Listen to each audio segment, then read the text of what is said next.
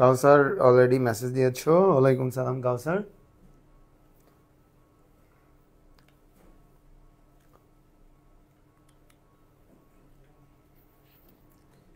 কাউসার already message দিয়েছো। ওয়ালাইকুম সালাম কাউসার।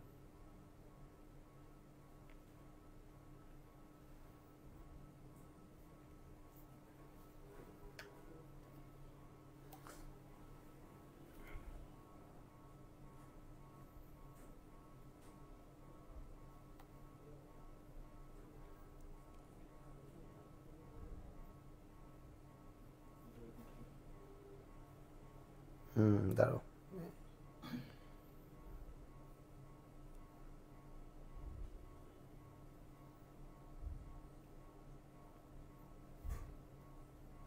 অলরেডি অনেকে জয়েন করেছো। আমি একটু সময় নিচ্ছি পোস্টগুলো তোমাদেরকে পৌঁছানোর জন্য, মানে শেয়ারগুলো দিয়ে নিই। তোমরাও তোমাদের টাইমলাইন এবং বিভিন্ন গ্রুপ এবং তোমাদের পরিচিত বন্ধু বান্ধব আছে তাদের মাঝে শেয়ার করো এবং তাদেরকে একটু মেনশন দিয়ে দাও ক্লাসে, যাতে আজকের এই মজাদার ক্লাসগুলো ওরাও করতে পারে। এবং ক্লাস শেষে তোমরা একটা আইডিয়া পাবা যে আসলে তোমরা কোন কোন টপিক থেকে বেশি প্রশ্ন আসে বা কোনগুলো তোমাদের পড়তে হবে।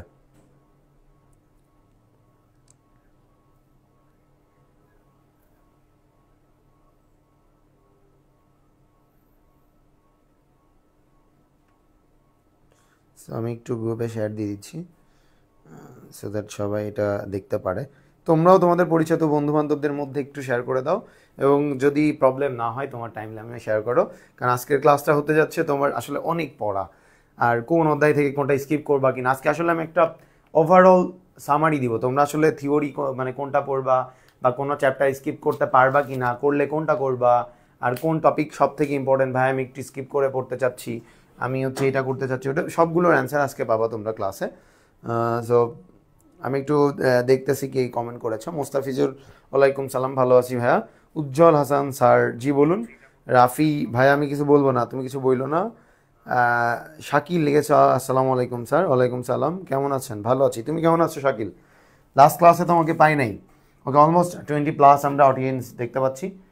সো আমরা খুব বেশি টাইম নিব না তোমাদের। আই ক্যান সি এটা হচ্ছে 33 বাজে, আমরা 35-এর মধ্যে ক্লাসটা শুরু করব।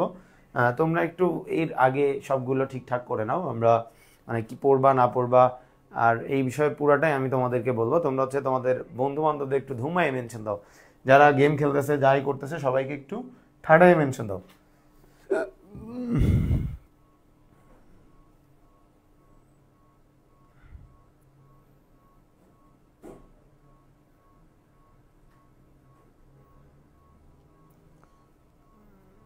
ওকে, 1 মিনিটের মধ্যে আমি সাজেশন দেওয়া শুরু করবো, 35-এই চালু করছি। আঞ্জুমানারা ওয়ালাইকুম সালাম। শাকিল লিখেছো ভাই পাঞ্জাবিগুলো অনেক সুন্দর স্যার, আপনার কেউ গিফট করেছে নাকি? না রে, কেউ গিফট করে না, তবে তোমরা কেউ চাইলে আমার পাঞ্জাবি গিফট করতে পারো। গিফট করার জন্য লোকেশন বা অ্যাড্রেস চাইলে আমাকে ইনবক্স করো, আমি মাইন্ড করবো না। রাবেয়া বসরি ওয়ালাইকুম সালাম। রাফি হাসান একটু আগে কার সাথে ছিলেন?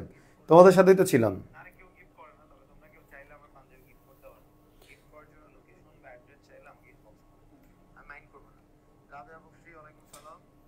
ওকে, মেবি কোনো বাগের জন্য আমি অনেকগুলো কমেন্ট দেখতে পাচ্ছি না। মারিয়া লিখেছো আসসালামু আলাইকুম। ওয়ালাইকুম সালাম। সিরাজুল মনিরা ওয়ালাইকুম সালাম। সিরাজুল মনিরা বলেছে ভাইয়া বগুড়া থেকে দেখছি। ধন্যবাদ তোমাকে। বগুড়া আমার অনেক প্রিয়, একবারই গিয়েছি যদিও, বাট আমার অনেক ফেভারিট। আবার আসবেন ইনশাল্লাহ ঈদের পরে তোমাদের সাথে দেখা করতে। অনেকদিন পর আপনার লাইভ ক্লাস করছি আঞ্জুমান আড়া, ধন্যবাদ তোমাকে। Welcome again. সো আমরা আর কথা বেরোচ্ছি না, অলমোস্ট 35 বেজে গেছে, অলমোস্ট না এক্স্যাক্টলি 35 বাজে। সো আমরা কথা না বাড়াই ক্লাসে চলে যাচ্ছি। সো প্রথম অধ্যায় আমরা আমরা যদি জানি, আমি একটু ওভারভিউ তোমাদের বলি। হচ্ছে আমাদের টোটাল টপিক মানে চ্যাপ্টার ছিল 5টা। সো এখান থেকে যদি আমি ডিভাইড করি তোমাদেরকে, একটু ডিভাইড করে, আর প্রথমেই তোমাদের সাজেশন দিব তোমরা আসলে কোন অধ্যায়টা পড়বা বা কোনটা ইম্পর্টেন্ট, কোত্থেকে কতগুলো প্রশ্ন আসে, এমসিকিউ আসে, সিকিউ আসে, এই টাইপের একটা আইডিয়া আমি তোমাদের আজকে দেওয়ার চেষ্টা করব। এরপরে হচ্ছে আমি তোমাদেরকে বলবো হচ্ছে তোমরা মানে কোন চ্যাপ্টার স্কিপ করতে পারবা। আমি একটু দেখে নিচ্ছি, দাঁড়াও। সো মানে প্রথমে আমি তোমাদের বলবো যে কোন অধ্যায় থেকে কতগুলো করে পড়ে, অ্যান্ড দেন তোমরা কোনটা স্কিপ করবা, আর স্কিপ করলে কোন ব্যারিয়ারগুলোর সম্মুখীন তুমি হবা, এটা একটা রিজন।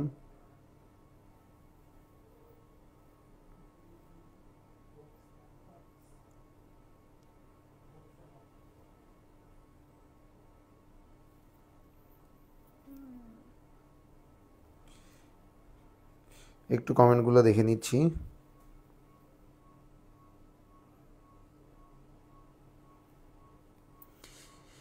একজন কমেন্ট করছো মেবি যে অল্প পড়ে এইচএসসিতে 100% কমন পাবো কিভাবে?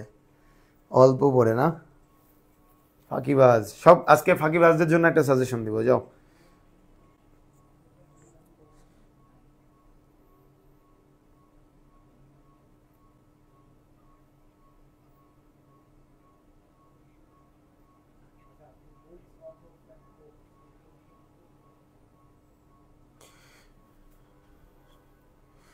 ওকে, সো আমরা আজকে অনেকেই কমেন্ট করছো অল্প পড়বো, এটা পড়বো, কোনটা স্কিপ করবো, কি করছো, এগুলার একটা আইডিয়া সামারি আমি তোমাদেরকে দিব। তো এর আগে আমরা আসলে দেখবো যে তোমরা একটু কমেন্ট আরেকবার, লাস্ট ওয়ান। সো হচ্ছে উজ্জ্বল স্যার ব্রাহ্মণীবাড়িয়া আসেন, ইনশাল্লাহ যাব তোমাদের ওখানে। বগুড়া থেকে একজন আসছে ভাইয়া, রাফি লিখেছো, কে আসছে? মহিরা লিখেছো, ইনশাল্লাহ ভাইয়া, বগুড়া মানে ব্রান্ড। ঠিক আছে, তোমরা চাইলেই আমি বগুড়া আবার আসবো ইনশাল্লাহ। ওকে, জেবুন্নাসা চৌধুরী ওয়ালাইকুম সালাম। অপ্রিয় মানুষ ওয়ালাইকুম সালাম। তুমি অপ্রিয় কেন? লিয়া লিখেছো ওয়ালাইকুম আসসালামু আলাইকুম, ওয়ালাইকুম সালাম। ফাইম লিখেছো ভাইয়া। ওকে, সো আমরা আসলে তোমাদের পুরা টপিকটাকে দুইটা সিকিউ অ্যান্ড এমসিকিউতে ভাগ করছি। সো টপিক একটা ছিল হচ্ছে আমার এমসিকিউ, অনেকে সিকিউ এর ইয়াটা দেয়, আমি এমসিকিউও দিয়ে দিব। তো মানে প্রবাবল কতগুলো করে আসতে পারে সেই সম্পর্কে আমি তোমাদের একটা আইডিয়া দিব। সো আমি তোমাদের অধ্যায়গুলোকে একটু ভাগ করে নিচ্ছি। লেটস, আমার অধ্যায় হচ্ছে 1, দেন হচ্ছে 2 নাম্বার অধ্যায়, দেন 3.3 অধ্যায়কে আমি দুইটা পার্টে ভাগ করছি, 3.2 একটা ভাগ করছি, 4, 5। 5এও যদি ভাগ করা যায়, 5-এ যেমন অ্যালগরিদম, ফ্লো চার্ট এবং প্রোগ্রামিং, সো আমি এটা ভাগ করছি না। সো খেয়াল করো, তো অনেকেই আবার কমেন্ট করছো, আবার পরে পড়বো, সমস্যা নেই। সো আমরা যদি দেখি যে আসলে এক অধ্যায় থেকে কয়টা এমসিকিউ আসতে পারে। সো এক অধ্যায় থেকে 4টা এমসিকিউ মোরলেস আসে, 4টা। 2 অধ্যায় থেকে 6টা এমসিকিউ আসবে মোরলেস, কম হতে পারে, বেশি হতে পারে। 3.1 এবং 2 এই দুইটা মিক্স করে তোমাকে দেওয়া হবে হচ্ছে 6টা এমসিকিউ। ঠিক আছে, 4 থেকে মোরলেস 4টা পড়ে, 6 থেকে মোরলেস 6টা পড়ে, কম হতে পারে, বেশি হতে পারে। সো তোমার কথা হচ্ছে ভাই এইটাই কি পড়ে না, সবসময় যে এতগুলো করেই আসবে বা এর কম বেশি পড়বে না এমন না, বাট আমি একটা সামারি আপ দেওয়ার চেষ্টা করলাম মোটামুটি কতগুলো করে আসতে পারে। সো তুমি মনে রাখবা, এক অধ্যায় থেকে প্রতিবার 25টার মধ্যে মোটামুটি 4টার আশেপাশে থাকে। সো আমি ধরে নিচ্ছি এক অধ্যায় থেকে 4টা এমসিকিউ তুমি কি করতে পারবা, 4টা এমসিকিউ তুমি মোটামুটি পাচ্ছ। 2 অধ্যায় অনেক বড় টপিক, অনেক বড় চ্যাপ্টার, এই চ্যাপ্টারে অনেকগুলা টপিক আছে যেগুলো তোমাকে কভার করতে হবে। সো এখান থেকে এমসিকিউ সব থেকে বেশি আসে। সো আমি এই অধ্যায় থেকেও পিক করছি যে 6টা এমসিকিউ আসবে। 3 অধ্যায়কে আমরা দুইটা পার্টে ভাগ করেছি, একটা 3.1 সংখ্যা পদ্ধতি, 3.2 ডিজিটাল ডিভাইস। এই যে লজিক গেট বা ডিজিটাল ডিভাইস যে নামে ডাকো তোমরা, ওখান থেকে এবং 3.1 সংখ্যা পদ্ধতি, এই দুইটা থেকে টোটাল 6টা এমসিকিউ তোমরা অ্যাটলিস্ট পাবাই পাবা। ওকে, 4 নাম্বার অধ্যায় এইচটিএমএল থেকে তোমরা 4টা প্রশ্ন পাবা। এর মধ্যে সবগুলো কিন্তু ম্যাথমেটিক্যাল টার্ম হবে, ব্যাপারটা এমন না। থিওরি, ওয়েবসাইটের স্ট্রাকচার, ডোমেইন নেম কোনটা, মানে এই ধরো বলছে .com, এটা কোন ধরনের ডোমেইন বা প্রতিষ্ঠান, এই টাইপের এমসিকিউ তোমরা পাবা হচ্ছে। এবং তোমরা এইচটিএমএলও পাবা যে নিচের কোনটা এইচটিএমএল এর এলিমেন্ট, কন্টেন্ট বা হচ্ছে অ্যাট্রিবিউট, ভ্যালু, এরকম যে কোনো প্রশ্ন তোমাদের সামনে আসতে পারে। এরকম এইচটিএমএল থেকে আমি পিক করছি 4টা প্রশ্ন তোমরা পাবাই পাবা। এবং 6 নম্বর অধ্যায়, হিউজ একটা অধ্যায়, অনেক বড় chapter, and most of the আমাদের স্টুডেন্টস ওরা কি করে, এই অধ্যায়টাকে স্কিপ করে, এই 5 অধ্যায়টাকে স্কিপ করে। বাট এইটা এমসিকিউর জন্য মানে একটা সিঙ্গেল একটা টপিক, মানে একটা চ্যাপ্টার থেকে এই 2-এর পরে 6 থেকেই মোটামুটি 5 থেকেই সব থেকে বেশি এমসিকিউ তোমার আসবে। ঠিক আছে, কারণ এটা অনেক বড় topic, algorithm, flow chart, C programming, এই সবগুলো মিলে 6টা এমসিকিউ তোমার আসবে। বেশি আসতে পারে একটা, কমও আসতে পারে। সো আমি মোটামুটি তোমাদের এই যে এমসিকিউ এর একটা সামারি করার চেষ্টা করেছি। আশা করছি তোমরা মোটামুটি বুঝতে পেরেছো যে কোনগুলো তোমার লাগবে, কোন অধ্যায়টুকু কতটুকু ইম্পর্টেন্ট, কোনটা তুমি, বা এমসিকিউ এর ক্ষেত্রে আসলে তুমি কোনোটা স্কিপ করতে পারবে না। সিকিউ তুমি স্কিপ করতে পারছো, বাট এমসিকিউ তোমার লাগবেই লাগবে। ওকে, সো আমি এখানেও যদি আবার এটা ভাগ করছি, 1, 2, 3। ওকে, 3কে দুইটা ভাগে ভাগ করছি, 3.1, 3.2, 4 এবং 5।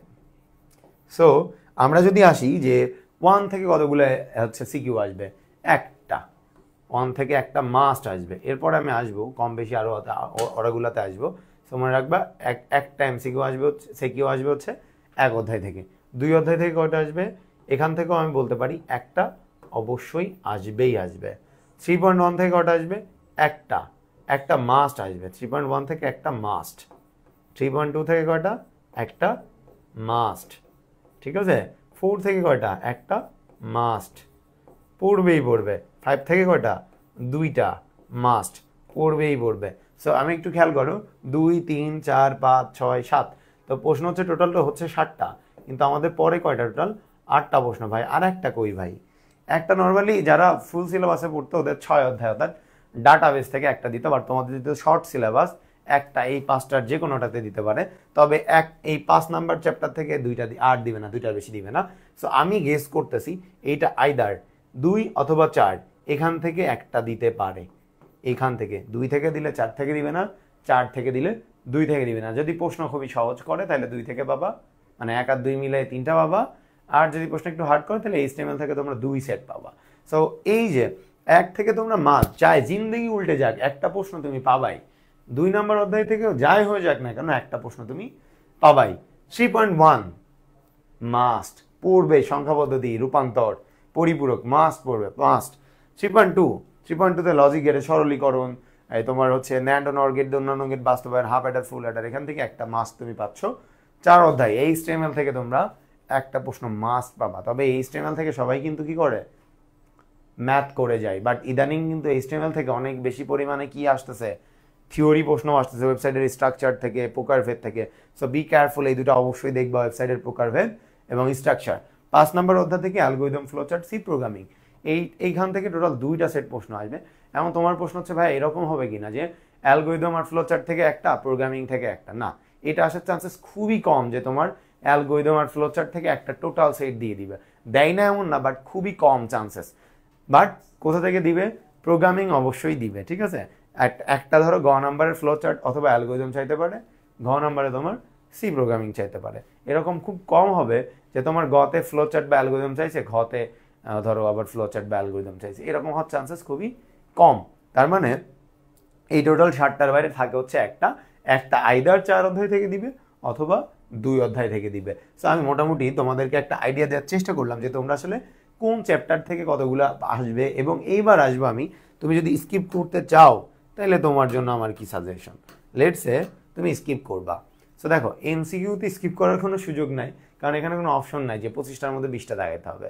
সো তোমার এমসিকিউ এর জন্য সবগুলো পড়তে হবে। যেমন ধরো 5 অধ্যায় সব থেকে বেশি স্কিপ করে, সেক্ষেত্রে আমি যেটা বলতে পারি, হ্যাঁ 5 অধ্যায় ধরো তুমি স্কিপ করলা, এই অধ্যায়টা যদি স্কিপ করো তাহলে তুমি এসিকিউ পাচ্ছ কয়টা?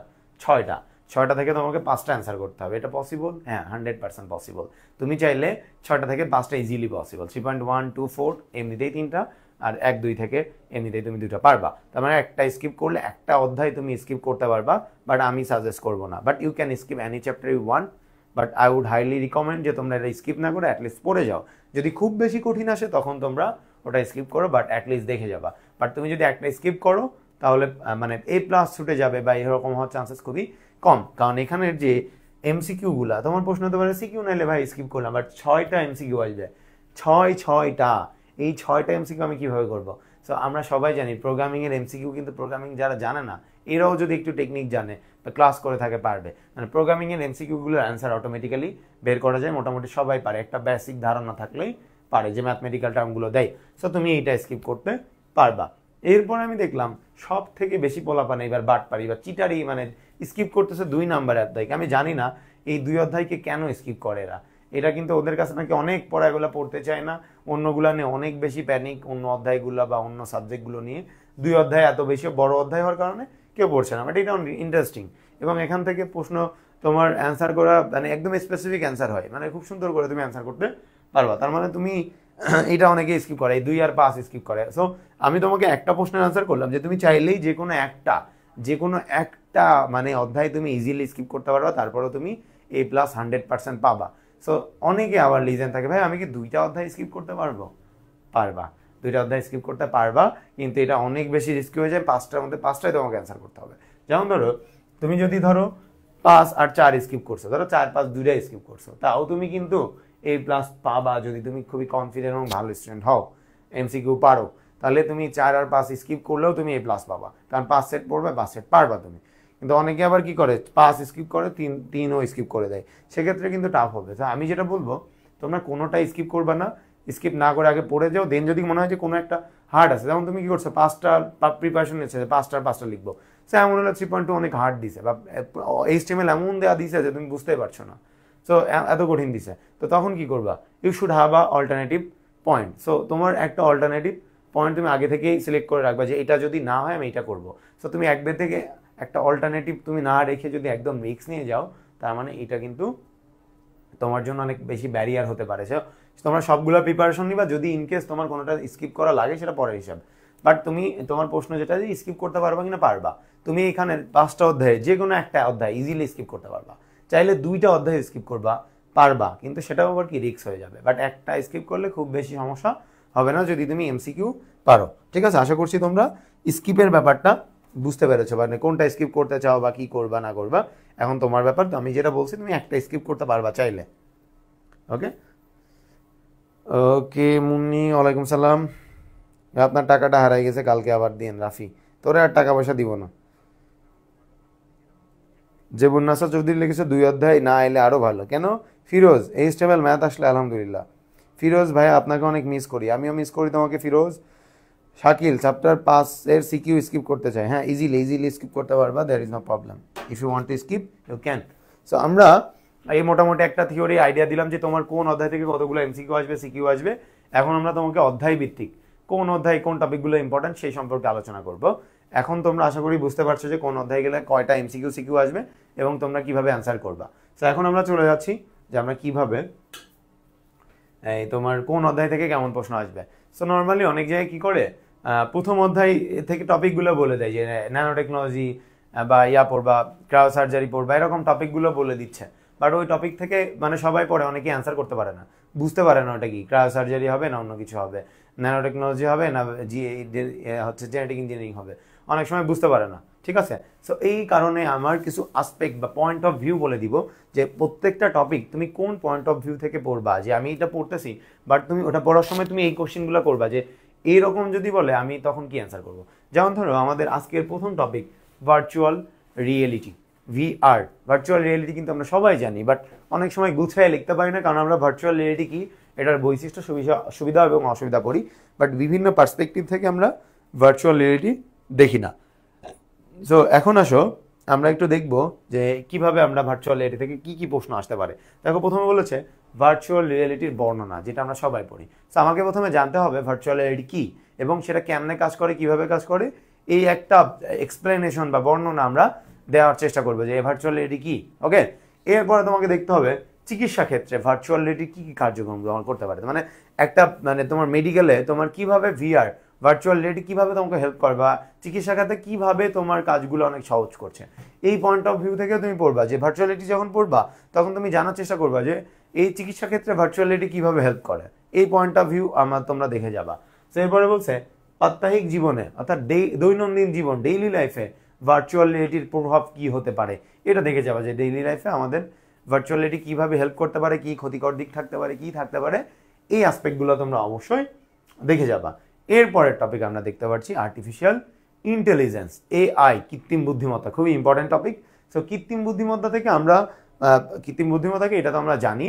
সো আমরা দেখব গাড়ি চালানোর প্রযুক্তি। সো আমরা যে গাড়ি যে চালাই, হ্যাঁ, এই যে গাড়ি চালানোর সময় AI কিভাবে তোমাকে হেল্প করতে পারে সেটা তুমি অবশ্যই দেখবা যে AI কিভাবে তোমাকে হেল্প করতে পারে।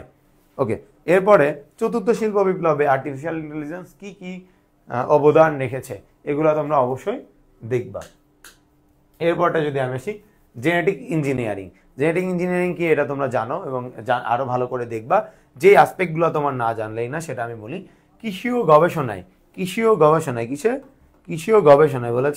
কৃষি ও গবেষণায় যে জেনেটিক ইঞ্জিনিয়ারিং কি কি কাজ করতে পারে ব্যাখ্যা করবা যে আমার কৃষি কাজে কিভাবে এই তোমার জেনেটিক ইঞ্জিনিয়ারিং হেল্প করে। ওকে, 2 নম্বরে পড়বা কৃষি, এটা ভুলে যাও, কৃষি ও প্রাণী সম্পদ, কৃষি এবং প্রাণী সম্পদ উন্নয়নে, বুঝতে পারছো, এগ্রিকালচারে যে আমার কৃষি বলতে আমরা শুধুমাত্র ধান গম এগুলা মানে চাষবাস বুঝি, কৃষি কিন্তু নট অনলি এর মধ্যে রিলেটেড না, কৃষি আরো বড় একটা কনসেপ্ট, এটা তোমাকে বুঝতে হবে যে গরু পালন, পশুপালন, যে কোনো পশুপালন, মাছ পালন, মানে মাছ চাষ করা, সবগুলোই কিন্তু কৃষিকাজের অন্তর্ভুক্ত। সো আমরা কৃষি এবং প্রাণী সম্পদ উন্নয়নে এই জেনেটিক ইঞ্জিনিয়ারিং কি কি অবদান বা ভূমিকা রাখে সেগুলো তোমরা দেখবা। যেমন ধরো তোমার একটা বলতে পারো যে অমুক সাহেবের ধরো এত জমি, একরের যে হচ্ছে পুকুর, এই পুকুরে আগে 5 মণ হচ্ছে চাষ হতো, মাছ হয়তো 5 মণ, এখন হঠাৎ করে 20 মণ করে হচ্ছে। অথবা তার একটা মাছ আগে বাড়তে 2 মাস টাইম লাগতো, এখন 1 সপ্তাহে মাছগুলো বড় হয়ে যাচ্ছে বা অনেক কম ব্যবধানে বড় হয়ে যাচ্ছে। তো এখানে কোনটা ব্যবহার করা হচ্ছে? অবশ্যই জেনেটিক ইঞ্জিনিয়ারিং। কৃষিকাজ থেকে কি করতে পারে, যে একজনের একই জমিতে আগে হচ্ছে 10 মণ ধান হতো, এখন 50 মণ হচ্ছে। আবার আগে কি হতো, আগে একটা ধানে একবারই দিত, এখন একই গাছে কয়েকবার ধান দিচ্ছে। অথবা আগে তোমার লাউ গাছ লাগাইছো, লাউ ধরার আগেই ফুল পচে যাচ্ছে, এখন সেইগুলো আর হচ্ছে না, এখন আরো বেশি তোমার কি প্রোডাকশন অনেক হাই হয়ে গেছে, এখন আর কি রোগ প্রতিরোধ ক্ষমতা বাড়ছে, এখন কি গাছের ডগা পচে যায় না, ফুল পচে যায় না, এগুলো সব কিন্তু জেনেটিক ইঞ্জিনিয়ারিং এর আওতাভুক্ত। আরও পড়বা যে একটা মানুষ ধরো কেউ খাটো, কেউ লম্বা, কেউ মোটা কেন হয়, আবার কোন চেঞ্জেসগুলো আনলে সবার এই চেঞ্জগুলো মানে এই পরিবর্তন করা সম্ভব, এগুলোও তোমরা একটু দেখবা। এরপরে বলছে ঔষধ তৈরিতে, ঔষধ মেডিসিন আবিষ্কার করতে কিভাবে জেনেটিক ইঞ্জিনিয়ারিং হেল্প করে সেটাও তোমরা একটু দেখবা। আমরা পড়তে যাচ্ছি ক্রায়োসার্জারি। কি দেখবো? ক্রায়োসার্জারি বলছে চিকিৎসার জন্য প্রয়োজনীয় উপকরণ। অর্থাৎ তোমরা যখন এই যে চিকিৎসা করবা, ক্রায়োসার্জারিতে ট্রিটমেন্ট দিবা, ওই ট্রিটমেন্ট দেওয়ার জন্য তোমার কি কি লাগবে, কোন গ্যাস লাগবে, সুচ লাগবে কিনা, কি কি লাগবে, এগুলো হচ্ছে ক্রায়োসার্জারি উপকরণগুলো তুমি একটু দেখবা। এরপরে বলছে ব্যবহৃত বিভিন্ন গ্যাস ও চিকিৎসা ক্ষেত্রে অবদান। সো এই যে আমরা যে ক্রায়োজেনিক এজেন্ট বলে থাকি, কোন কোন গ্যাসগুলো আমার চিকিৎসা ক্ষেত্রে ব্যবহার করা হয় সেগুলো তোমরা দেখবা। এবং এই যে ট্রিটমেন্টে, চিকিৎসা খাতে আমার ক্রায়োসার্জারি কোন অবদানগুলো রাখছে। অনেকে কাটাছেঁড়া করতে ভয় পায় বা হচ্ছে এক্সপেন্সিভ, এগুলো থেকে বাঁচার জন্য ক্রায়োসার্জারি কিভাবে, তোমার মতো করে তুমি একটু দেখবা যে আসলে চিকিৎসা ক্ষেত্রে কোন অবদানগুলো ক্রায়োসার্জারি রেখেছে এবং এখানে কোন কোন গ্যাস ব্যবহার করা হয়। সো এরপরে আমি যদি আসি, দেখতে পাচ্ছি আমরা ন্যানো টেকনোলজি। কি দেখতে পাচ্ছি? Nano technology. So nano technology প্রযুক্তির বর্ণনা তোমরা দিবা, যে ন্যানো টেকনোলজি কি, যে ন্যানোমিটার স্কেলে কি করে, আণবিক প্রযুক্তি, এরকম যা যা বলে এগুলো তোমরা একটু ব্যাখ্যা তোমরা দেখবা। এরপরে যেটা মনে রাখবা, খাদ্য শিল্পে, কিসে? খাদ্য শিল্পে প্রভাব, সুবিধা ও অসুবিধা। এই খাবার যে তুমি দিচ্ছ, এই খাবার খাদ্য শিল্প বলতে ধরো চিপসের প্যাকেট হতে পারে, চিপসের প্যাকেটের মধ্যে যে চিপস থাকে ওখানে কোন প্রযুক্তি ব্যবহার করা হয়, বিস্কুটের প্যাকেট, যে কোনো খাবারের সংরক্ষণে কোনটা ব্যবহার করা হয়, শুধু এই অ্যাসপেক্ট পড়বে এমন না। যেমন দেখবা টেনিস বল, একটা টেনিস বল বা ফুটবল এত পরিমাণ পিটায়, লাথি মারে, তারপরও ফাটে না কেন, এখানে কোন প্রযুক্তি ব্যবহার করা হয়েছে। তারপরে এরকম বিভিন্ন আসপেক্ট তোমরা দেখবা। তারপরে বিউটি সামগ্রী, যে প্রসাধনী, মেয়েদের সৌন্দর্য বর্ধনের যে প্রসাধনী, ফেস ওয়াশ বলো, ক্রিম বলো, এইগুলো যে ওই কৌটার মধ্যে রাখলে অনেকদিন থাকে, বাট ওর বাইর করে আনলে, কৌটা থেকে বের করে রাখলে কিন্তু শুকায় যায়, নষ্ট হয়ে যায়। এটা কেন হচ্ছে? এখানেও ন্যানো টেকনোলজি ব্যবহার করা হচ্ছে। তারপর হচ্ছে যে বর্জ্য সংশোধনে, যে একটা ফ্যাক্টরির কালো বর্জ্য কিভাবে সংশোধন করে, পানি বা বর্জ্য যেটাই বলো, এগুলাই কি ব্যবহার করা হচ্ছে? Nano technology. এই বিভিন্ন আসপেক্ট বা পয়েন্ট অফ ভিউগুলো তোমরা অবশ্যই দেখে যাবা। আমরা আসতে পারছি বায়োমেট্রিক্সে। কিসে? বায়োমেট্রিক্সে। বায়োমেট্রিক্সের বিভিন্ন প্রকারভেদ। সো ওই যে আমরা জানি যে বায়োমেট্রিক্স 2 প্রকার হচ্ছে, শারীরবৃত্তীয়, আচরণগত। সো এই প্রকারভেদগুলো তোমরা অবশ্যই দেখবা, প্রকারভেদ। এরপর হচ্ছে কার্যপদ্ধতি বর্ণনা। এখানে বলছে যে ফিঙ্গারপ্রিন্ট আছে, আমরা জানি যে ফিঙ্গারপ্রিন্ট আছে, রেটিনা স্কার, কণ্ঠস্বর, হ্যান্ড জিওমেট্রি, আইরিশ রেটিনা, এগুলো আসলে এই কার্যপদ্ধতি বর্ণনা করবা সবগুলোর। এবং এদের মধ্যে তুলনামূলক পার্থক্য, যে কোনটার বেটার, কোনটা খারাপ, বা এই দুজনের মধ্যে কেন কোনটাকে বেছে নিবা, এই টাইপের তুলনামূলক আলোচনা তোমরা একটু পড়ে নিবা। এরপরে দেখতে পাচ্ছি বায়ো ইনফরমেটিক্স। বায়ো ইনফরমেটিক্সটা অনেকেই বুঝতে পারে না, বায়োমেট্রিক্সের সাথে উল্টায় পাল্টায় ফেলে, কারণ এই 2 অধ্যায়টা অনেকে পড়ে না, একদম স্কিপ করে, যেহেতু অনেক পড়া গ্যাপ রেখে রেখে পড়ে, খুব মনোযোগ দিয়ে পড়ে না। সো দেখো বায়ো ইনফরমেটিক্স বলছে, বায়ো ইনফরমেটিক্সের প্রযুক্তি কি সেটা তোমরা ব্যাখ্যা করবে, যে বায়ো ইনফরমেটিক্সের কি কি, মানে জৈবিক তথ্যের সমাহার কি কি ব্যবহার করে, ম্যাথমেটিক্স, স্ট্যাটিস্টিক, আইসিটি, এরকম আর কি কি ব্যবহার করে, এগুলো সব দেখে নিবা। ওকে। সো প্রয়োগ ক্ষেত্র, বায়ো ইনফরমেটিক্স কোথায় কোথায় অ্যাপ্লাই করা হয় মনে রাখবা, জৈবিক যে কোনো কিছুতে জৈবিক তথ্যের সমাহারকে বায়ো ইনফরমেটিক্স, তাই তো। সো জৈবিক তথ্য বলতে কিন্তু এই মানুষকেই বুঝায় ব্যাপারটা এমন না, যে কোনো গাছগাছালি, প্রাণী, এগুলোকে বোঝায়। সো এগুলোর প্রয়োগ ক্ষেত্র কই আছে সেই টাইপের আলোচনা তোমরা অবশ্যই করবা। এই পয়েন্ট অফ ভিউ থেকে তোমরা কিন্তু অবশ্যই পড়ে যাবা। এগুলা যদি পড়ো, আশা করছি মানে যেই টাইপের উদ্দীপকই দেখ না কেন, যে যত কঠিনই দিক, তোমরা অবশ্যই পারবা। সো আমরা 2 অধ্যায়তে চলে আসছি। আমি একটু কমেন্টগুলো দেখে নিচ্ছি এটা পড়ার আগে।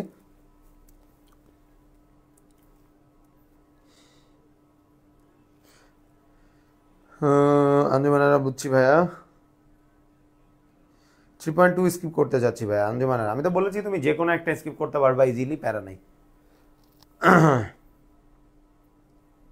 ভাইয়া চুলটা ঠিক করেন তাহলে আরো জোশ লাগবে।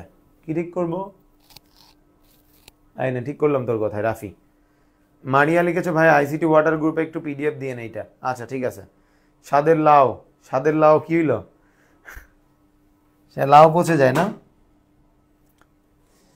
যারা ক্লাস দেখছো অনেকেই কমেন্ট করছো না, তাহলে কিন্তু আমি বুঝতে পারবো না কারা ক্লাস করছো।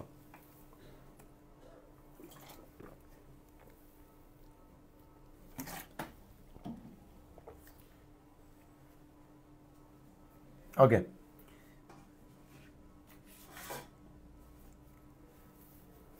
আমরা 2 অধ্যায়তে চলে আসলাম। 2 অধ্যায়তে বলেছে যে কোন কোন টপিক দেখো, বলছে ডেটা ট্রান্সমিশন মেথড।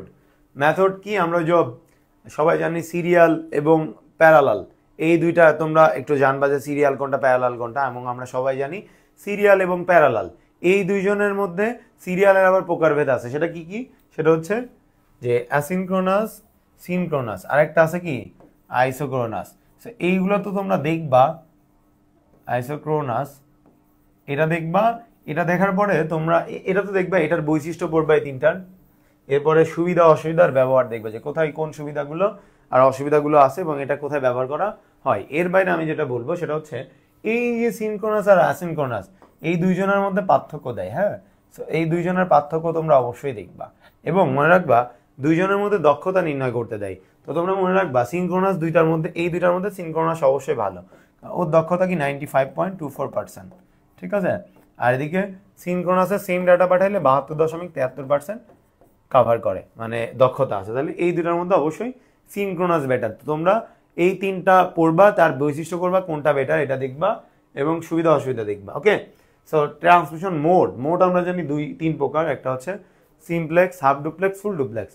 সো এই যে আমরা জানি একপাক্ষিক যোগাযোগ হলে সিমপ্লেক্স, দুই দিকেই হয় বাট একই সময় না হলে হাফ ডুপ্লেক্স, এবং একই সময় এদিক থেকে যায় ওদিক থেকে আসে সব হইলে, মানে রিসিভ সেন্ড দুইটাই করা যায়, তাহলে ফুল ডুপ্লেক্স। এগুলোর বর্ণনা করবা এবং এই দুইজনের মধ্যে বৈসাদৃশ্য বলেছে এবং উদাহরণ, মানে এই দুজনের মধ্যে ডিফারেন্স কেন হবে, এই দুইটাকে কেন আলাদাভাবে কেন করবা বা কোনটাকে বেছে নিবা ফুল ডুপ্লেক্স সাব ডুপ্লেক্সের মধ্যে, এই জন্য এদের ডিফারেন্সিয়েশন এবং তার উদাহরণ যাবা। যে এইগুলোর যেমন সিমপ্লেক্সের উদাহরণ কি, টিভি বা রেডিও, টিভি রেডিও। হাফ ডুপ্লেক্সে যেমন কি ওয়াকি টকি।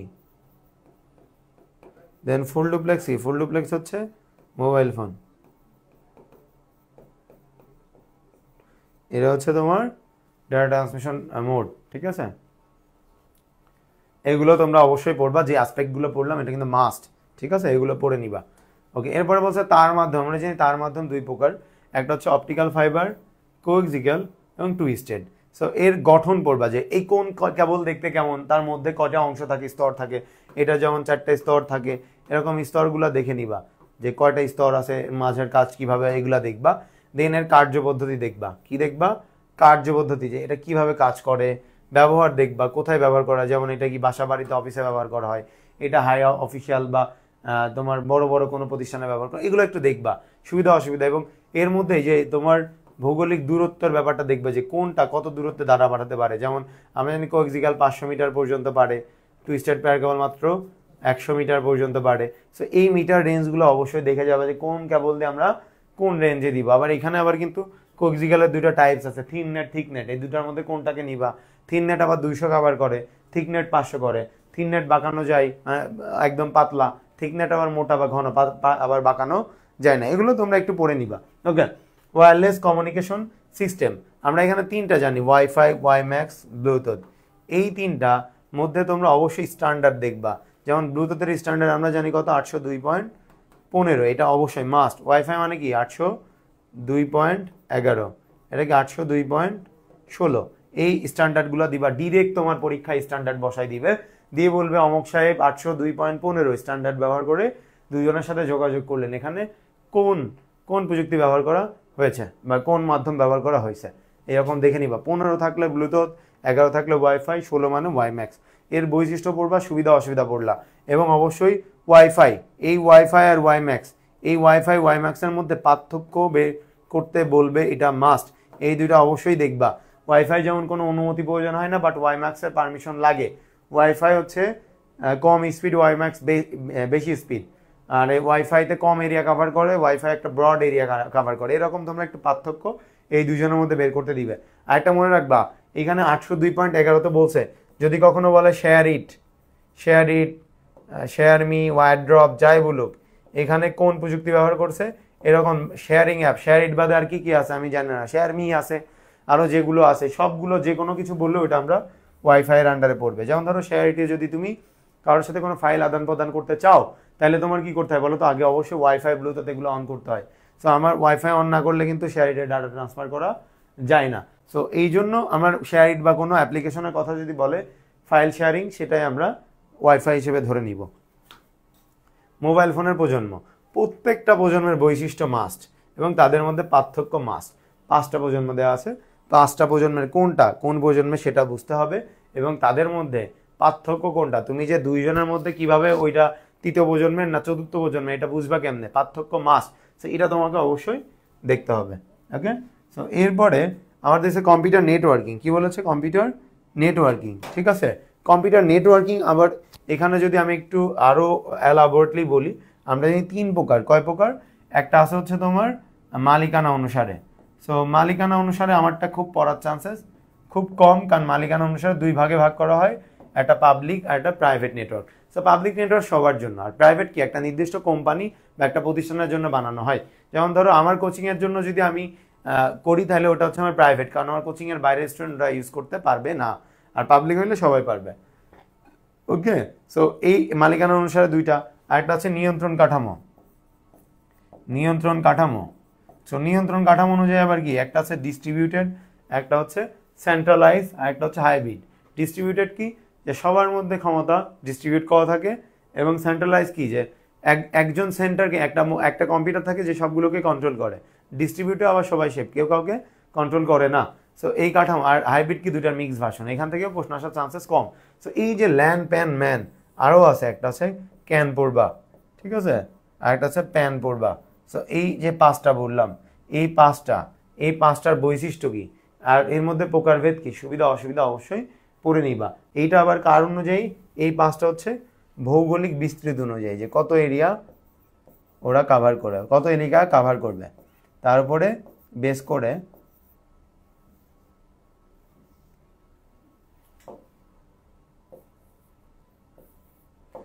বিস্তৃতি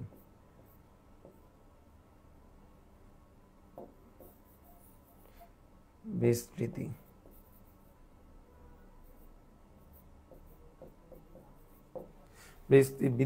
কি লিখতেছে আল্লাহ জানে, বিস্তৃতি বানান ভুল হয়ে গেছে, বানানই ভুলে গেছে, বিস্তৃতি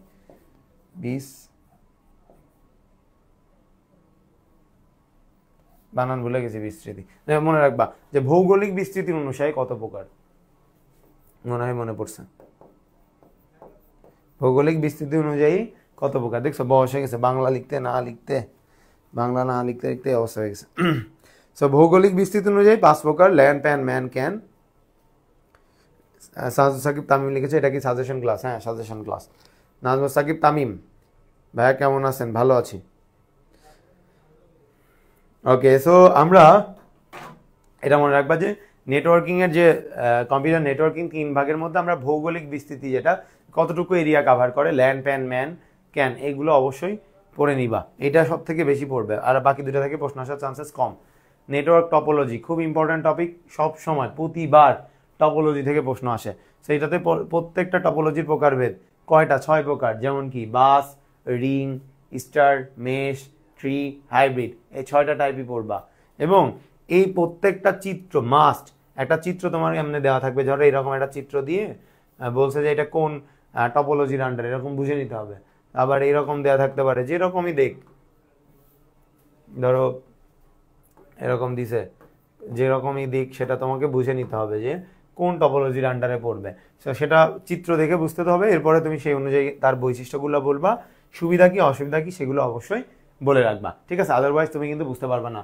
সো টপোলজি মাস্ট পড়বে, মাস্ট মানে মাস্ট।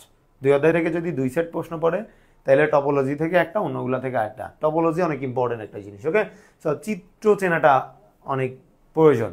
6টা টপোলজি আছে, 6টার মধ্যে কোন টপোলজি কোন চিত্র কিভাবে দেখে বুঝবা এটা ওই টপোলজি, সবগুলোর চিত্র ভালো করে দেখতে হবে। ক্লাউড কম্পিউটিং একটা ইন্টারেস্টিং টপিক, আমার খুবই ভালো লাগে। সো এটার বর্ণনা দিবা যে ক্লাউড কম্পিউটিং কি, যে ভাড়া নিলা না কি করলা, সেটা একটা বর্ণনা দিবা, তার বৈশিষ্ট্য সুবিধা এবং অসুবিধা, যে ক্লাউড কম্পিউটিংয়ের আমার বৈশিষ্ট্য কি। যেমন 3টা বৈশিষ্ট্য থাকে, একটা হচ্ছে অন ডিমান্ড, যখন চাইবা তখন। একটা হচ্ছে কি পে অ্যাজ ইউ গো, যতটুকু ব্যবহার করবা ততটুকু টাকা দিতে হবে। হচ্ছে স্কেলেবিলিটি, মানে কি আমার যতটুকু ব্যবহার করব, যতটুকু চাই ততটুকুই দিবে। আমি যদি 5টা কার্ড চাই 5টা কার্ড দিবে, 5,000 টাকা চাইলে 5,000 টাকা দিবে। তাহলে 3টা, একটা on demand, pay as you go, resource, scalability. এই 3টা বৈশিষ্ট্য তোমরা পড়ে নিবা এবং তার সুবিধা অসুবিধা অবশ্যই দেখে নিবা। ওকে, 3 অধ্যায় 3.1, এই যেখান থেকে সিকিউ মাস্ট আসবে, কি আসবে, সংখ্যা পদ্ধতির রূপান্তর মাস্ট, আর 2 এর পরিপূরক। এই দুইটাই যদি তুমি পারো তাহলে 3.1 থেকে অ্যাকসেপ্ট কনফার্ম পাবা, এর বাইরে তোমার সৃজনশীল দেওয়ার কোনো চান্সেস নাই। শাহিদ হাসান, ওয়ালাইকুম সালাম, ভালো আছি, তুমি কেমন আছো? শাহিদ ফাইম লিখেছো ভাইয়া বিয়ে করে ফেলেন। বিয়ে আর কই করবো, কেউ তো পাত্তা দেয় না। শিপন লিখেছো ওয়ালাইকুম, আচ্ছা শিপন ওয়ালাইকুম সালাম। শাকিল বিস্তৃতি, হ্যাঁ বিস্তৃতি মনে পড়ছে পরে। এরপরে সোয়া লিখেছো one of my favourite teacher, thank you Soya, it is huge for me, thank you. Firoz লিখেছে ভাই একটা ইনবক্স চেক করেন, এখন তো ইনবক্সে যেতে পারছি না, ক্লাস শেষে দেখবো অবশ্যই। আচ্ছা দেখেই আসি, নাহলে আবার মাইন্ড খাইতে পারে।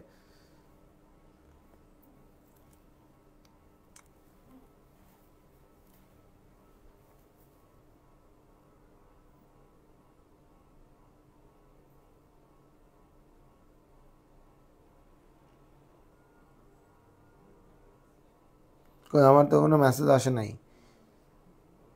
কিসে মেসেজ দিছো তুমি? ওকে, আমরা পরটাই যাচ্ছি। লজিক গেটের তো সমস্যা, লজিক গেট তো করানো হচ্ছে তোমাদের, অলরেডি 2টা ক্লাস মেবি নিয়েছি, ওটা দেখো। ওকে, পরেরটাই যাই। 3.2 একটা বড় টার্ম, অনেক বড় একটা অধ্যায়, আমরা সবাই জানি। এটা নিয়ে অনেকে প্যারা খায় যেহেতু অধ্যায় বড়, সেখান থেকে যতটুকু শর্ট করা যায়। তো আমরা বুলিয়ান অ্যালজেব্রা, ঠিক আছে, বুলিয়ান অ্যালজেব্রা এবং ডি মর্গানের যে উপপাদ্যগুলো আছে, যে এরপরে মৌলিক উপপাদ্য, বিনিময় উপপাদ্য, সহায়ক উপপাদ্য, তারপরে হচ্ছে তোমার বিভাজন উপপাদ্য, এগুলো মাস দেখবা, সবগুলো উপপাদ্য অবশ্যই দেখবা, ঠিক আছে, এবং ডি মর্গানের উপপাদ্য অবশ্যই পড়বা। তো তোমরা মৌলিক গেট আমরা জানি 3টা, অ্যান্ড অর নট, যৌগিক গেট 4টা, ন্যান্ড নট, এক্স নট, এই সবগুলো তোমরা গেট কি তার সত্যক সারণী শিখবা, এই সবগুলো সত্যক সারণী শিখবা, এই সবগুলোর, এবং এইগুলোর কিভাবে আঁকাইতে হয়, অর গেট কীভাবে আঁকাতে হয়, অ্যান্ড গেট কীভাবে আঁকাতে হয়, সেগুলো অবশ্যই দেখবা। এনকোডার ডিকোডার খুবই সহজ একটা জিনিস, পারবা, আমি জানি সবাই এটা পারবে, একদম ইজি। ওকে, 2 মিনিট লাগে এটা করতে, সবাই পারবা। সো সব থেকে ইম্পর্টেন্ট কোনটা যদি বলি, দেখো এইটা মাস পড়ার চান্সেস অনেক বেশি, যে তোমাকে একটা গেট তোমাকে বলে দিছে, সো ওই গেট দিয়ে তোমাকে ন্যান্ড গেট অথবা নর গেটে বাস্তবায়ন করতে বলছে, অথবা ন্যান্ড গেটে দেওয়া সেটাকে তোমাকে অন্য কোনো গেটে যেতে বলছে, সেটাকে ন্যান্ড ও নর গেট থেকে অন্যান্য গেট বাস্তবায়ন বলে, অথবা ন্যান্ড ও নর গেটের সার্বজনীনতা প্রমাণ বা অন্য গেট বাস্তবায়ন, অর্থাৎ অনেকগুলো নামে ডাকা হয়। আমি যেটাই বলুক, ন্যান্ড ও নর গেট থেকে অন্যান্য গেট বাস্তবায়ন, বা ন্যান্ড ও নর গেট যেহেতু সার্বজনীন গেট, আমরা কোনো কিছুকে সার্বজনীন কখন বলি, যখন ওরে দিয়ে আমার সবগুলো কাজ বা সবার সাথে মিক্স হয়ে যায়। যেমন ধরো একটা নদীকে সার্বজনীন কখন বলবো, বা সমুদ্রকে যখন অনেকগুলো নদী ওর সাথে মিশে যাবে বা সবগুলো নদী মিশে যাবে। তো সার্বজনীন বলতে সবার সাথেই ম্যাচ খেয়ে এমন কিছু বোঝাচ্ছে। সার্বজনীন গেট ন্যান্ড অর নেট, কেন ন্যান্ড আর নট সার্বজনীন কেন, কারণ এই দুইটা গেট দিয়ে অন্য যে কোনো গেটে যাওয়া যায়, সেটাই প্রমাণ করতে দিতে পারে, যেটা অনেক ইম্পর্টেন্ট। এরপরে মাস্ট, হাফ অ্যাডার থেকে ফুল অ্যাডার, এই হাফ অ্যাডার ফুল অ্যাডার, হাফ অ্যাডার থেকে ফুল অ্যাডার, এই 3টাই পড়বা। তবে সব থেকে বেশি ইম্পর্টেন্ট দিবা হচ্ছে হাফ অ্যাডার থেকে ফুল অ্যাডার বাস্তবায়নে, খুবই ইম্পর্টেন্ট, খুবই ইম্পর্টেন্ট, খুবই ইম্পর্টেন্ট। শুধু ফুল অ্যাডার দেওয়ার চান্সেস খুবই কম, হাফ অ্যাডার দিতে পারে, তবে হাফ অ্যাডার থেকে ফুল অ্যাডার দেওয়ার চান্সেস হচ্ছে 99%, ঠিক আছে। তার মানে এই বুঝতেই পারছো এটা কত ইম্পর্টেন্ট একটা টপিক, ঠিক আছে। সো এই 3.2 থেকে আশা করছি এই পর্যন্ত পড়লেই তোমরা একটা ওভারভিউ পাবা বা কী করতে হবে এটা বুঝে ফেলবা।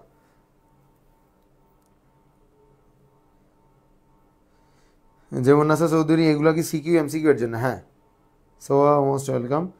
Sufil, Pappu sir one of my favourite person, favourite teacher, favourite বড় ভাই, all of you dear sir, thank you Shakil, I will definitely miss you, যেহেতু তোমাকে পাচ্ছি না অনেকদিন, আই থিঙ্ক তুমি ওটা ছেড়েছো, বাট আমি I am missing you and I will definitely miss you because you are also my favourite student.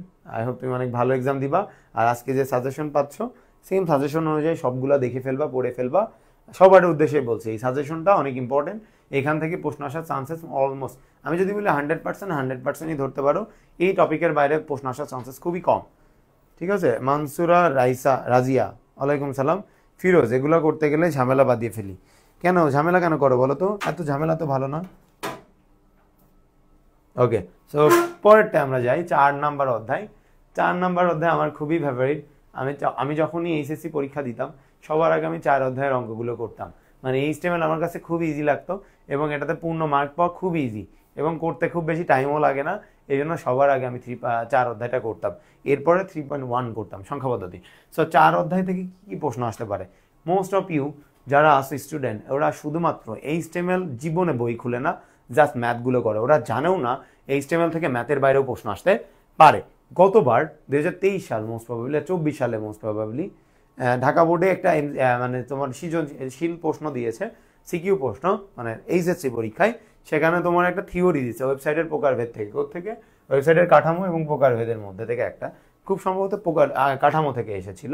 So ওয়েবসাইটের কাঠামো থেকে একটা প্রশ্ন দিছে, ম্যাক্সিমাম স্টুডেন্ট বুঝেই নেই ওটা এইচটিএমএল, কারণ ওরা জীবনে ওটা পড়েই নেই, ওরা শুধু ম্যাথ করেছে। তো এইচটিএমএল দুইটা উপায়ে আসতে পারে, একটা হচ্ছে পুরাটাই গতেও ম্যাথ, আবার কি ঘতেও ম্যাথ আসতে পারে, ঠিক আছে। বাট ম্যাক্সিমাম যেটা ইম্পর্টেন্ট, এটা কি হতে পারে? গতে কি দিতে পারে? থিওরি। গতে দিবে হচ্ছে থিওরি, আর ঘতে কি দিতে পারে? ম্যাথ দিতে পারে, ঠিক আছে, অর্থাৎ মিক্স করে দিবে।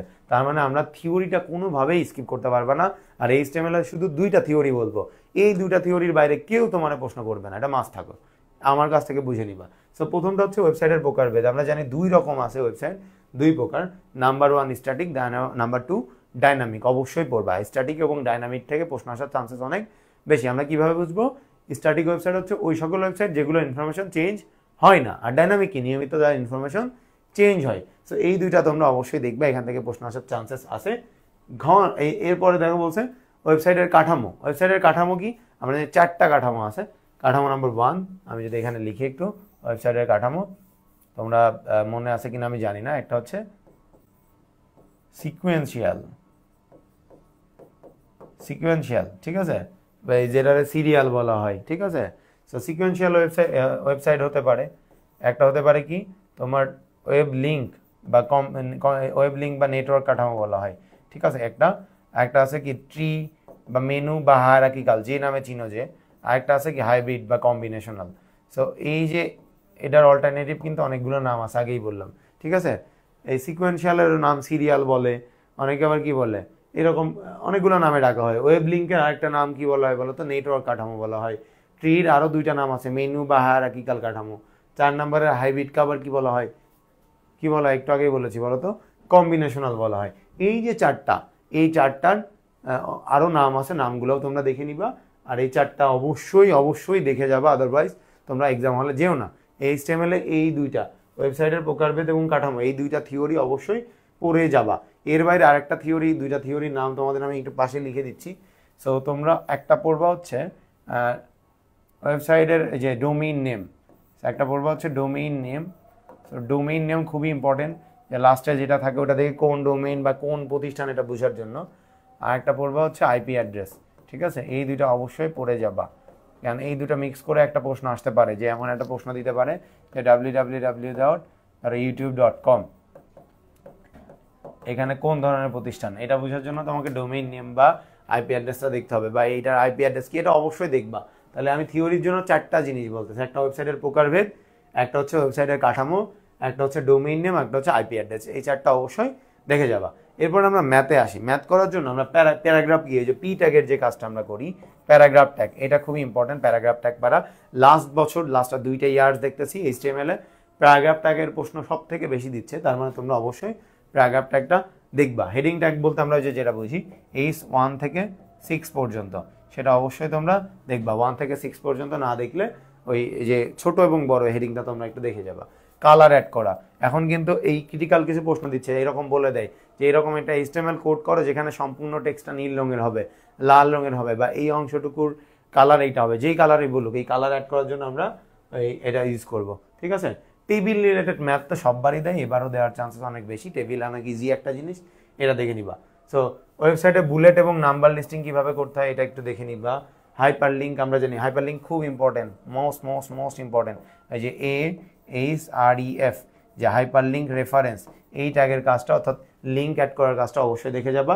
ছবি অ্যাড করা খুবই ইম্পর্টেন্ট, যেটা আমরা যে IMG SRC দিয়ে যে পিকচার দেওয়া থাকে সেটা আমরা যেটা লিখি এটা খুবই ইম্পর্টেন্ট। ঠিক আছে, সো তোমার তাহলে আমি থিওরির জন্য কি কি দিলাম, একটা ডোমেইন নেম, IP অ্যাড্রেস, ওয়েবসাইটের প্রকারভেদ আর কাঠামো। আর ম্যাথের জন্য কি দিলাম, প্যারাগ্রাফ, হেডিং, কালার, টেবিল তৈরি, bullet, number listing, hyper link করা এবং পিকচার অ্যাড করা। লাস্ট একটা দেখতে পাচ্ছ ওয়েবসাইট পাবলিশিং।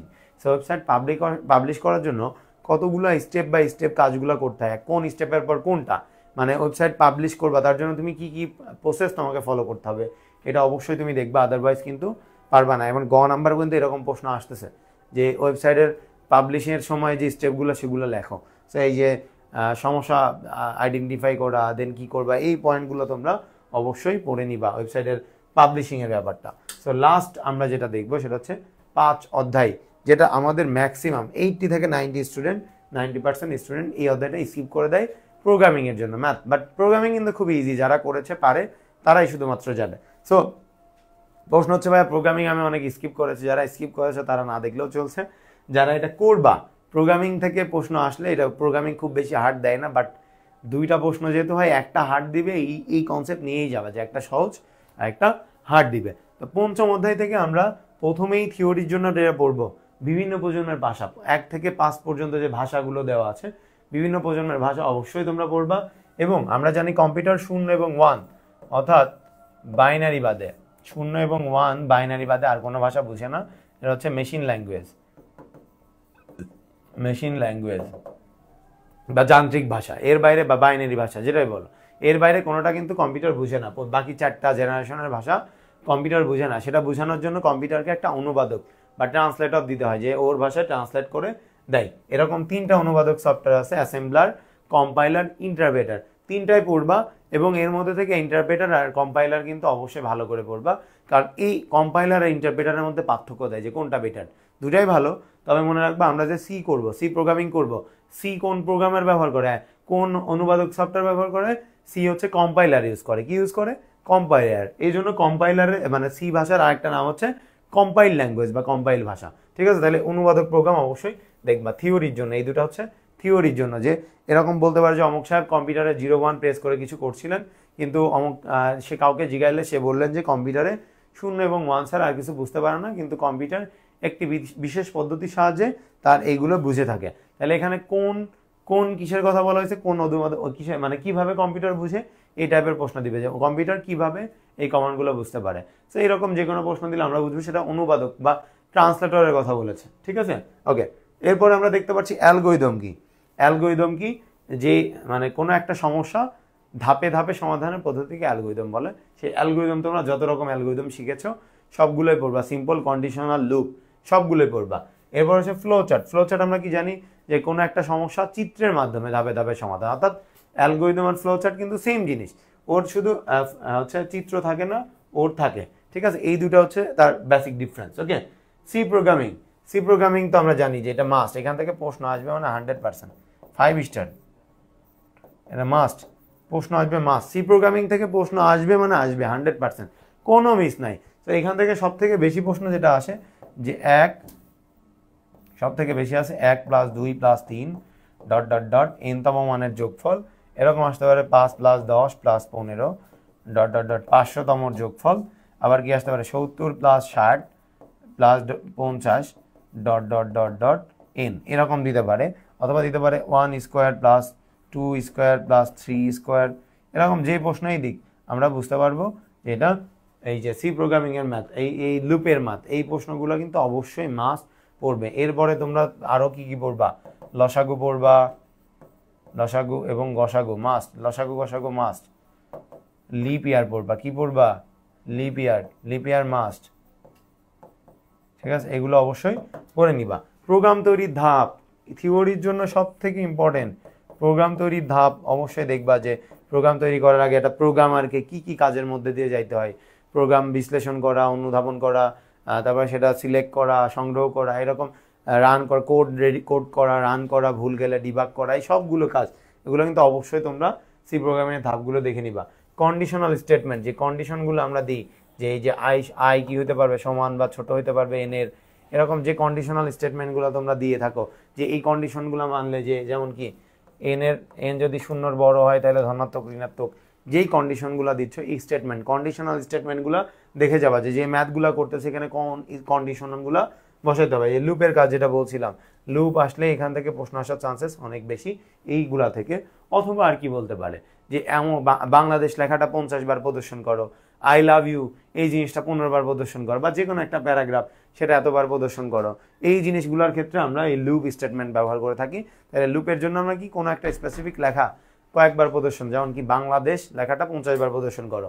এরপরে আর কি আসতে পারে যে এই জিনিসগুলা এতবার প্রিন্ট করো, ঠিক আছে, এই টাইপের প্রশ্ন আসতে পারে। এরপরে গসাগু থেকে আসতে পারে, লসাগু থেকে, তারপরে যে যোগফল বের করতে দিতে পারে, এই টাইপের ম্যাথ দিলে আমরা বুঝবো যে লুপ স্টেটমেন্টের কাজ হচ্ছে। আমরা জানি লুপ 3 প্রকার, কয় প্রকার? 3 প্রকার। একটা হচ্ছে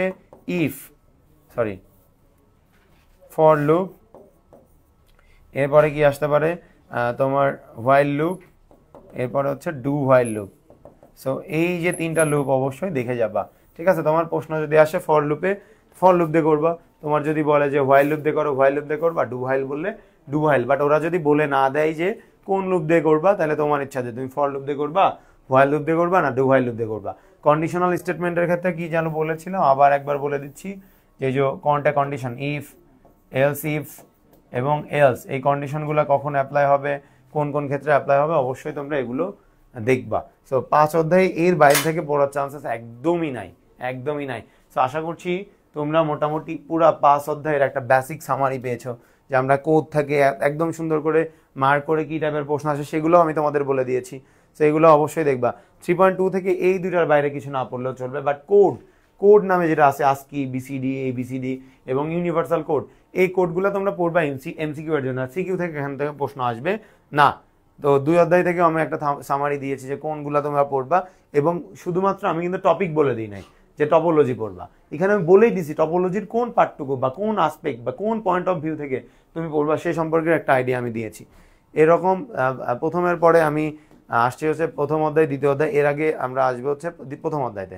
প্রথম অধ্যায়ে কিন্তু আমি সিমিলারলি বলে দিচ্ছি কোন, যেমন ন্যানোটেকনোলজি থেকে কি টাইপের প্রশ্ন আসতে পারে সেইগুলো কিন্তু আমি বলেছি। এর বাইরে কিন্তু আমি আরও বলেছি খাদ্য শিল্পের বাইরে কিন্তু আরও দিতে পারে, কি দিতে পারে, বিউটি প্রোডাক্টের জন্য কোথায় ব্যবহার করা হয়, বিউটি প্রোডাক্ট, দেন হচ্ছে স্পোর্টস আইটেমগুলো বানাতে কোনগুলো লাগে, স্পোর্টস আইটেম, তারপরে দিতে পারে আরও কি বিউটি, তারপর হচ্ছে বর্জ্য সংশোধনে ব্যবহার করা হতে পারে। এরকম যা দিছে এগুলা হচ্ছে সবগুলো ন্যানোটেকনোলজি উদাহরণ। সব থেকে বেশি প্রশ্ন আসে হচ্ছে চিপসের প্যাকেট, বিস্কুটের প্যাকেট, এরকম যে কোনো কিছু বলতে পারে, এগুলো একটু দেখবা। যে কোনো প্রোডাক্টের প্যাকেটে ন্যানোটেকনোলজি ব্যবহার করা হয়, ঠিক আছে। ফুলানো থাকে ওগুলো কেন, ন্যানোটেকনোলজির কারণে, যাতে বিস্কুটগুলো নষ্ট না হয় বা চিপসগুলো নষ্ট না হয়। কিন্তু দেখবা ওটার বাইর করে রাখলে, প্যাকেট ছেড়ার পর চিপস রাখবা 20 মিনিটে একদম হয়ে যাবে, নরম হয়ে যাবে, কারণ হচ্ছে ওখানে ন্যানোটেকনোলজি থাকার কারণে লং টাইম। তাহলে মনে রাখবা খাদ্য সংরক্ষণের জন্য এবং লং টাইম ধরে খাদ্যের গুণগত মান ধরে রাখার জন্য ন্যানোটেকনোলজি ব্যবহার করা হয়। সো এইখান থেকে আমরা এবার আসো, আমরা যেটা বলতেছিলাম যে এইখান থেকে কয়টা এমসিকিউ সিকিউ আসবে, আমি আরেকবার লাস্ট ওভারভিউ দিয়ে দিচ্ছি একদম টপিক ওয়াইজ, এটা কিন্তু কেউ তোমাকে দিবে না কোন টপিক থেকে কতগুলো এমসিকিউ সিকিউ আসে একদম এলাবোরেটলি আমি তোমাদের বলে দিছি। তারপরও আবার বলছি যে আমরা মনে রাখবা এক অধ্যায় থেকে ফিক্স যে এগুলাই দিবে আমি সেটা বলি নাই, বাট এখান থেকে 4টা এমসিকিউ প্রতিবারই কম বেশি 4টা 5টা 3টা আসবেই। তার মানে ধরে নিচ্ছি 4টা এমসিকিউ তোমার এক অধ্যায় থেকে মাস দিবে। 2 অধ্যায় খুবই বড় টপিক, এই অধ্যায় স্কিপ করবা মানে একটা বাস খাওয়ার সম্ভাবনা খুব বেশি হয়, কারণ হচ্ছে এখান থেকে এমসিকিউ খুব বেশি আসে। অনেক বড় টার্ম, তোমরা নিশ্চয়ই দেখেছো যে কতগুলো topic, transmission method, mode, delivery mode, তার মাধ্যম, তারবিহীন মাধ্যম, wifi, wireless, wifi, WiMAX, Bluetooth, topology, mobile ফোনের প্রজন্ম, ক্লাউড কম্পিউটিং, এরকম অনেকগুলো টপিক কিন্তু তোমার রয়েছে, নেটওয়ার্কিংয়ের প্রকারভেদ আছে, কোনো টপিক স্কিপ করা যায় না, সবগুলো ইম্পর্টেন্ট, ব্যান্ডউইথ পড়বা। তো এখান থেকে টোটাল 6টা এমসিকিউ তোমার মাস দিবে। 3.1 এবং 2 এই দুইটা মিলে ধরো 3.1 থেকে 2টা দিল, 3.2 থেকে 4টা দিল, 3.1 থেকে 4টা দিল, 3.2 থেকে 2টা দিল, অথবা 2টা থেকে 3টা করে অবশ্যই 6টা এমসিকিউ তুমি পাবা। 4 অধ্যায় HTML থেকে অবশ্যই তুমি কি 4টা পাবা, তবে 4টাই কিন্তু ম্যাথ দিবে না, জীবনেও না। তোমার কিন্তু থিওরি, ওই যে ওয়েবসাইটের প্রকারভেদ, তারপরে ওয়েবসাইটের স্ট্রাকচার পড়বা, তারপরে ডোমেইন নেম, আইপি অ্যাড্রেস, পাবলিশিংয়ের স্টেপ, এগুলা থেকে তোমার 2-3টা প্রশ্ন আসবে অবশ্যই। 5 নাম্বার অধ্যায় থেকে আমি বলেছি যে 6টা এমসিকিউ, এর বেশিও দিবে। 5 নাম্বার অধ্যায় অনেক ব্রড এবং 3টা টপিক কভার করে, অ্যালগরিদম, ফ্লোচার্ট, প্রোগ্রামিং। এই 3টা থেকে অবশ্যই 2টা, মিনিমাম 2টার প্রশ্ন দিবে। 5 অধ্যায় থেকে 2টা মানে সিকিউ 6টা দিবেই দিবে, এমসিকিউ মানে এমসিকিউ বলতে সিকিউ বলতে সরি, 5 অধ্যায় থেকে 2টা সিকিউ মাস্ট দিবেই দিবে, ঠিক আছে? 2টা সিকিউ দিবে, 2টা এমসিকিউ দিবে। ওকে, সিকিউ এর পার্টটা আমি বলেছিলাম প্রত্যেকটা অধ্যায় থেকে একটা মাস্ট, এক অধ্যায় থেকে একটা দিবে, জিন্দেগি উল্টে যাক, এক অধ্যায় থেকে তোমার একটা দিবেই, 2 অধ্যায় থেকে একটা দিবেই, যাই হয়ে যাক। 3.1 থেকে মাস্ট দিবে, 3.2 থেকে মাস্ট দিবে, 4 থেকে একটা মাস্ট দিবে, 5 থেকে 2টা মাস্ট দিবে, একটা কমও দিবে না। লিখে নাও, 5 থেকে 2টা সিকিউ তুমি পাবা। সো 3.1 আর 2 থেকে 2টা পাবা, মানে 3.1 থেকে একটা, 3.2 থেকে মাস্ট। এবার ধরো 2, 3, 4, 5, 6, 7, টোটাল 7টা হচ্ছিল, কয়টা হচ্ছিল? 7টা, বাট আমার সিকিউ আসবে কয়টা? 8টা। একটা তাহলে ভাইয়া কোত্থেকে দিবে? আগেই বলেছিলাম ফুল সিলেবাসে 6 নম্বর অধ্যায় ডাটাবেস ম্যানেজমেন্ট সিস্টেম, সেখান থেকে একটা সিকিউ দিত, বাট তোমাদের ওই পার্টটা কিন্তু নাই, ওটা শর্ট সিলেবাসে একটা অধ্যায় নাই। সো এই একটা অধ্যায় থেকে একটা সেট কোত্থেকে দিবে? আইদার 4 থেকে দিবে, আইদার 4 থেকে দিবে, অথবা 2 থেকে দিবে। আগেই বলেছি, জিন্দেগি উল্টে গেলেও 5 থেকে 2টার বেশি দিবে না, 3 থেকে 2টার বেশি মাস জীবনেও দিবে না। সো হয় 4 থেকে, নাই 2 থেকে, না 1 থেকে। 1 থেকে আসার চান্সেস খুবই কম, তারপরও আসতে পারে, কারণ যদি প্রশ্নকর্তা খুব সহজ প্রশ্ন করে তখনই শুধুমাত্র আসবে। বাট আমি একটা গেস করতেছি, সেটা হচ্ছে আইদার 4 থেকে আসবে অথবা 2 থেকে আসবে। 4 থেকে যদি দেয় তাহলে 2 থেকে দিবে না, 2 থেকে দিলে 4 থেকে দিবে না। তাহলে আমি মোটামুটি তোমাদের বুঝাইতে পারছি যে 5 অধ্যায়ের কোথা থেকে প্রশ্ন আসবে এবং সিকিউ কয়টা আসবে, এমসিকিউ কয়টা আসবে। এবার আগেই বলেছি, তোমরা চাইলে একটা এমসিকিউ মানে একটা সিকিউ বা একটা চ্যাপ্টার, যে কোনো একটা চ্যাপ্টার তুমি স্কিপ করতে পারবা। একটা স্কিপ করলেও তুমি 100% 80+ মার্ক, অর্থাৎ A+ তুমি পাবাই। ইভেন এমনও হইতে পারে তুমি 2টা চ্যাপ্টার স্কিপ করেও A+ পেতে পারো, বাট ওইটা অনেক বেশি রিস্কি হয়ে যায়, টাফ হয়ে যায়। আমি সাজেস্ট করবো তোমরা কোনো অধ্যায় স্কিপ করো না, সবগুলো অধ্যায় অবশ্যই দেখে যাবা, বাট যাওয়ার পরে যেটা যদি মনে হয় এটা পারছো না, সেটা আলাদা হিসাব। বাট উইথাউট প্রিপারেশন একটা টপিক তুমি দেখোই না, এভাবে যেও না। যদি এখন বলে লাভ নেই, আসে 1 মাস, কেউ আর নতুন করে দেখবা না, তারপরেও আমি যে সাজেশন থাকলো সবগুলো অধ্যায় অবশ্যই দেখে যাবা, এরপর তোমার যেটা ভালো লাগে স্কিপ করতে পারো, সমস্যা নেই, ঠিক আছে? তো বলতে হবে। সো এই ছিল, তোমরা অনেক সময় ক্লাস করছো, অলমোস্ট 1 ঘন্টা অলরেডি হয়ে গেছে। সো আমি তোমাদের আর বেশি কথা বাড়াচ্ছি না, আশা করছি এই ভিডিওটা তোমাদের অনেক বেশি হেল্প করবে। কতগুলো এমসিকিউ সিকিউ কোথা থেকে পড়বা, কোনটা স্কিপ করবা, পড়লে কোন টপিক থেকে পড়বা, এবং কোন টপিক পড়বা তো মাস্ট, বাট ওই টপিক থেকে কিভাবে প্রশ্ন পড়বা সেটাও আমি বলে দিছি। নর্মালি সাজেশন কি দেয়? নর্মালি সাজেশন টপিক বলে দেয় যে এই টপিক থেকে প্রশ্ন আসবে। আমি কি করেছি, টপিকের বাইরে গিয়ে টপিক তো দিছি, ওই টপিক থেকে কোন টাইপের প্রশ্ন আসতে পারে সেটাও আমি তোমাদের বলে দিছি। আশা করছি এই ক্লাসটা তোমাদের মানে অনেক বেশি হেল্প হবে, তাতে তোমরা একটা সামারি পেয়েই যাচ্ছ কোন অধ্যায় থেকে কতগুলো কি আসছে, তাহলে তোমরা কোনটার ইম্পর্টেন্স কত সেটাও বুঝতে পারছো। এবং স্কিপ যদি করতেও চাও, কোত্থেকে স্কিপ করবে তোমরা ডিসিশন নিতে পারছো, আজকে নিজেই ডিসিশন নিতে পারছো যে আমরা কোনটা স্কিপ করে পড়বো। ওকে, সো আই হোপ তোমাদের ক্লাসটা ভালো লাগছে। সবাই ভালো থাকবা, ক্লাসটা সবাই শেয়ার দিয়ে রাখবা এবং আমার জন্য দোয়া রাখবা। তোমাদের জন্য অনেক বেশি শুভকামনা, যেহেতু কয়েকদিন পরেই ক্লাস, আপাতত আর দেখা হচ্ছে না, সরি এক্সাম, কয়েকদিন পরে এক্সাম, আমরা ধুমাই এখন পড়ো, এই ঈদটা আপাতত একটু স্যাক্রিফাইস করো, ঠিক আছে? আশা করছি তোমাদের সাথে দেখা হবে নেক্সট ক্লাসে। সবাই ভালো থাকো, আল্লাহ হাফেজ।